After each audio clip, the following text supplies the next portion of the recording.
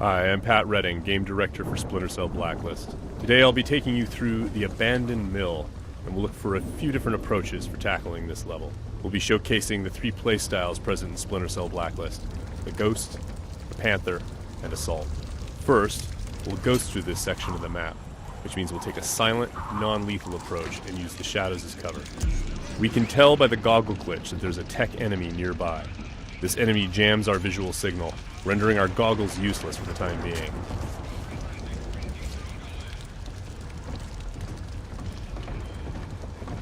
Oh, come off it. That was never offside. What the hell are you watching? Some game from South America. There are a number of enemies below, so let's look for another way down.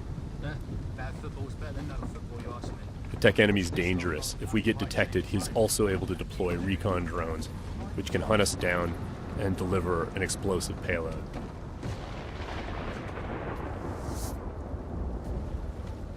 Now that Sam is in the shadows, we can take out the tri-rotor safely and do some reconnaissance to figure out where that tech enemy is located.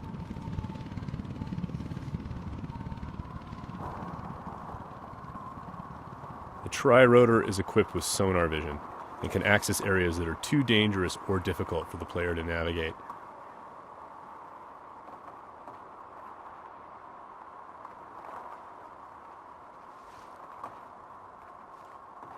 The tri-rotor can also mark enemies that are out of line of sight, perform non-lethal takedowns, attract enemies, or detonate itself if things get messy.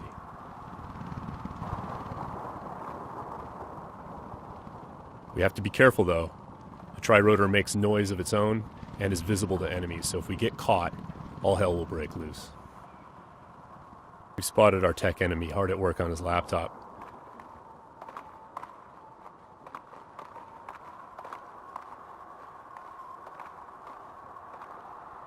Now we're going to use the sticky shocker to take him out. Of course, that's going to leave a telltale body lying around for the enemies to discover and get alarmed with. So we need to move quickly. What have we got here? What's that? One way for us to manipulate the AI is just to attract them outright with a whistle or a whisper.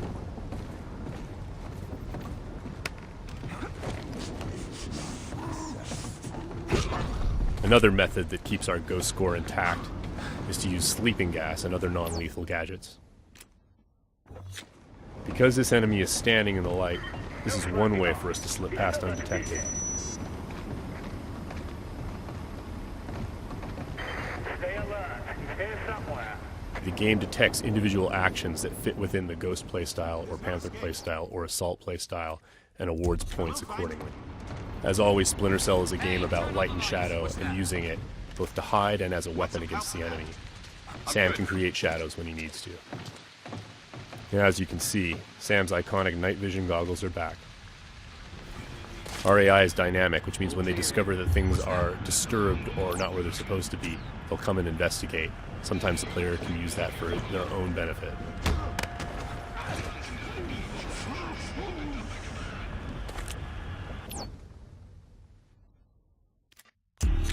Now that the tech enemy is out of the picture, we can use our sonar goggles to better see our surroundings.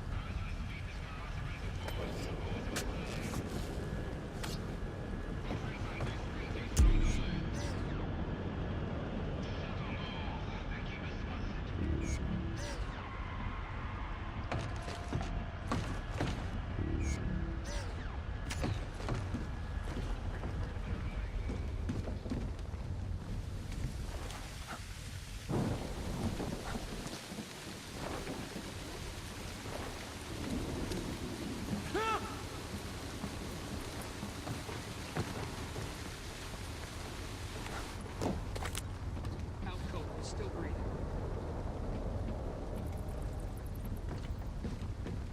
Light and shadow are hallmarks of Splinter Cell. We'll use the shadow as our cover to move through this area. All clean here. He just sent us a message.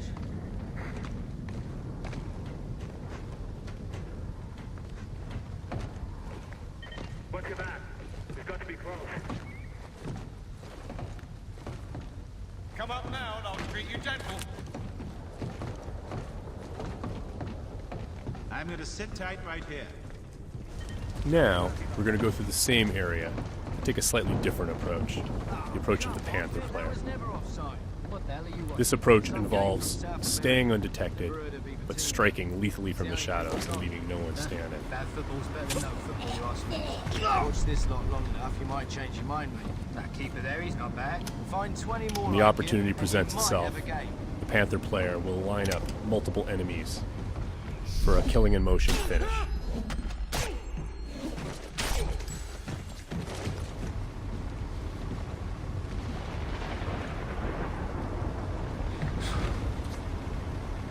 Hey, what? And as with the Ghost, it's still possible to attract and manipulate the AI. It's just the end result is a lot deadlier.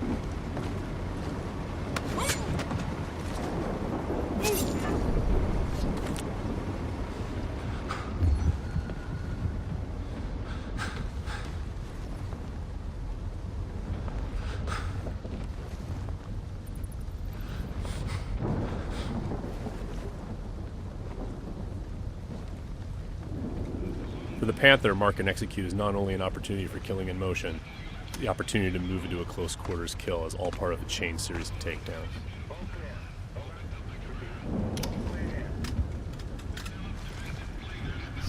Drone is locked.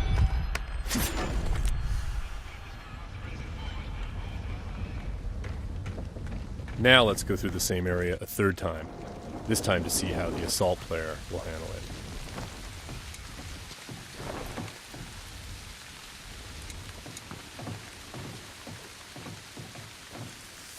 This player is all about taking kinetic action. They don't mind being loud, they don't mind being detected, because they know there won't be any witnesses left behind to say anything about it. We're going to be more aggressive with these guys here and see what happens. Watch this lot long enough, you might change your mind, mate. That keeper there, he's not bad. Find 20 more like him, and you might have a game. For the assault player, moving in stealthy into close quarters is just an opportunity to grab an enemy in human shield and use them to soak up some bullets when entering combat. That's not gonna help.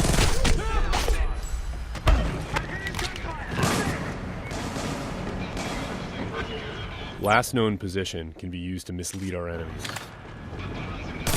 Because we were detected, the enemies are now on alert, and the tech enemy has launched his drone attacks.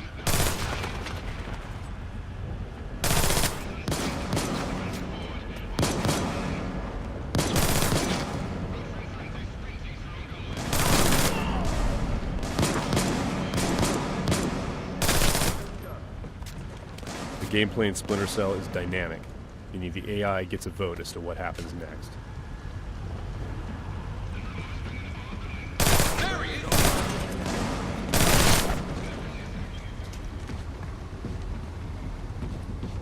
Let's keep advancing and take that tech AI out with some hand-to-hand. Drone is locked. That was just a snapshot of what you can expect. Stay tuned for more Splinter Cell news in the weeks to come.